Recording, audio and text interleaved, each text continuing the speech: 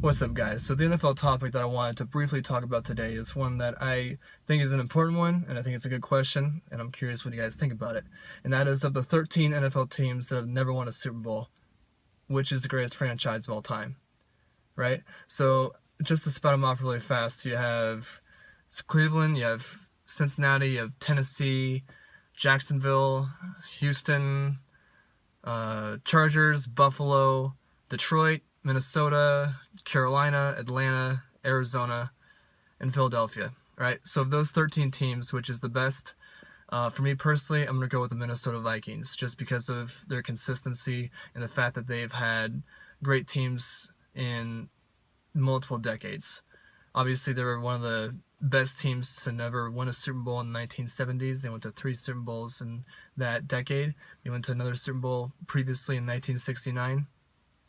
And so going to 4 Super Bowls under one head coach, by that alone, is pretty impressive. And Bud Grant, who in my opinion is one of the greatest coaches of all time, he's extremely underrated.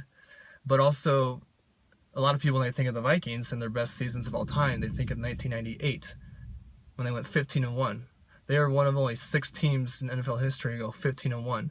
And not only that, they were one of the most prolific offenses of all time in 1998, with the likes of Chris Carter and Randy Moss. It was truly one of the greatest offenses ever. And the Vikings also have 13 Hall of Famers, which is impressive. Like I said, Bud Grant and the 2 receivers, Chris Carter, and then Randy Moss will soon be in. We know that. And then Jim Marshall, who was incredible, and then one of the best scramblers of all time, Fran Tarkenton.